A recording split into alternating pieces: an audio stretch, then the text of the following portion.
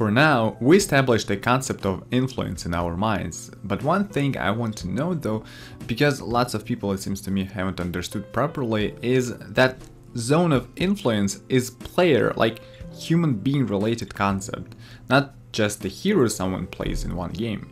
But that's fine, as I said, this stuff is pretty complex and we don't see the entire picture yet. So let's take a look at another piece of the puzzle. Actually, we already seen this one in these ones. Although they were out of my spotlight, I should have introduced this stuff to explain a broad concept. A high impact hero is not always, absolutely non-obligatory, is a mid or a carry role hero. Different heroes have different impact at different stages of a game. Sounds obvious, right?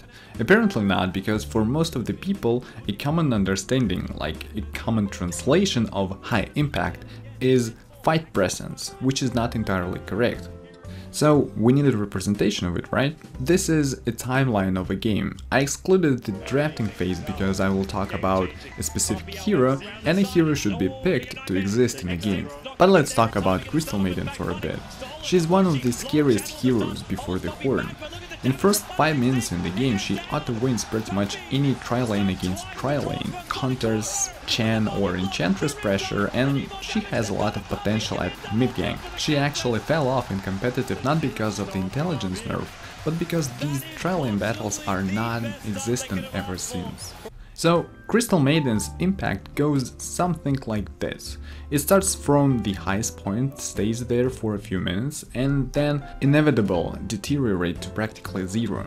Anti-mage's line would be something like this. He's quite weak at level 1, but after boots, ring and with a couple of levels, he can and sometimes should man-fight a lot of heroes to force them out of lane. He stays there until he gets his Battle Fury, where his impact changes, but not drastically, because he farms and he basically doesn't care about you at all. The line skyrockets, but then drops slightly because he's not your ultimate late game hero after all. Heroes are tools just like items. Think about heroes as cards. The draft phase even looks like drawing cards from the pool. Every hero has its own pros and cons. Sometimes they're obvious, sometimes they're not, because everything changes with proper combinations, counter picks, and other different correlations among them. Keep in mind, these are the most generic and simplest examples, but as you see, you can have high impact by playing a support hero. Just because you don't have a huge kills number and flashy rampage notifications doesn't mean you have zero impact. Think about this for a while. When does Sankin falls off, or Witch Doctor, or the guy from the Ghastly Eerie?